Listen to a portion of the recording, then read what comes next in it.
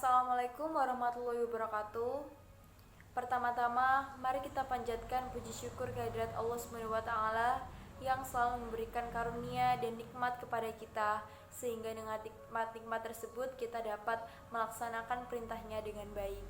Shalawat serta salam tak lupa selalu kita haturkan kepada junjungan kita Nabi besar Muhammad SAW, dengan perjuangan beliau dan para sahabat sehingga kita dapat merasakan indahnya Islam.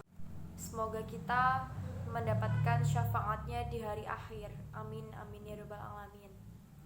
Nah, pada kesempatan yang berbahagia ini saya akan memberikan kultum tentang ikhlas. Namun sebelum itu, perkenalkan, nama saya Yesa Dita Puspanegara, biasa dipanggil Yesa. Hadirin yang dirahmati oleh Allah, mungkin semua orang tahu apa definisi dari ikhlas. Sering orang mengartikan ikhlas dengan melakukan sesuatu tanpa mengharapkan imbalan apapun. Dalam agama kita, ikhlas adalah melakukan sesuatu karena Allah Subhanahu wa Ta'ala. Ikhlas sendiri biasa diartikan seperti ikhlas melakukan sesuatu, ikhlas dalam mengajar, ikhlas dalam beribadah, ikhlas dalam konteks beramal, dan lain sebagainya. Namun dalam saat ini, saya akan membahas ikhlas dalam beribadah. Ikhlas dalam konteks beribadah, dalam hal ini berarti melakukan ibadah karena Allah, hanya semata-mata karena Allah, bukan karena kita ingin dipuji oleh orang lain, bukan karena kita ingin dipandang soleh oleh orang lain, tetapi hanya karena Allah Subhanahu wa Ta'ala. Sesuai dengan firman Allah dalam surat Al-Bayyinah ayat 5, yang artinya, tidaklah mereka diperintahkan kecuali untuk mengikhlaskan agama untuknya. Ayat di atas menerangkan pada kita tentang berlaku ikhlas dalam beragama.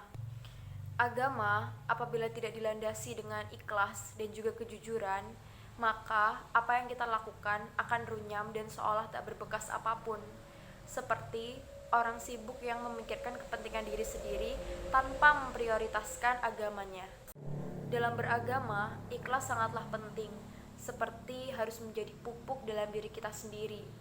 Karena dalam setiap urusan, apabila kita ikhlas menjalankan sesuatu, maka urusan tersebut akan lebih mudah kita jalani tanpa ada beban. Dalam hadis yang diriwayatkan oleh Imam Muslim dalam kitab Sahih Muslim, diceritakan tentang suatu perkara yang akan terjadi nanti pada hari akhir di hadapan Allah.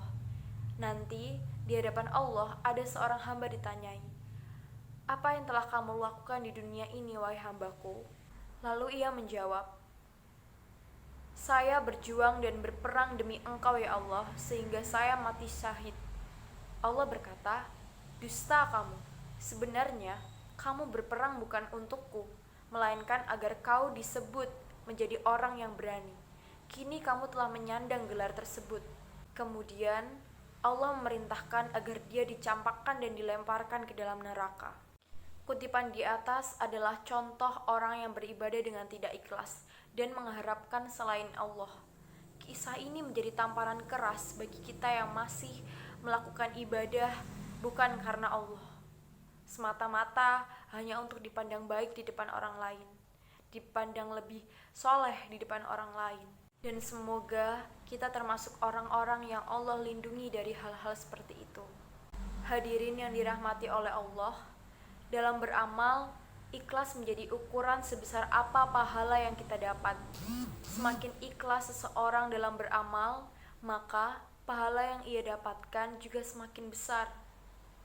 Semakin murni karena Allah dia melakukan suatu, maka semakin bernilai amalan itu di sisi Allah.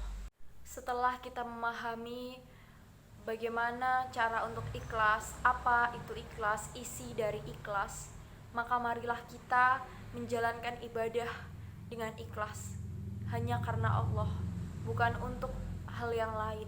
Marilah kita mulai memupuk dan melatih diri kita untuk ikhlas dalam segala hal, sehingga apa yang telah Rasulullah siratkan dalam hadisnya tidak terjadi pada kita. Amin. Mungkin sekian dari saya.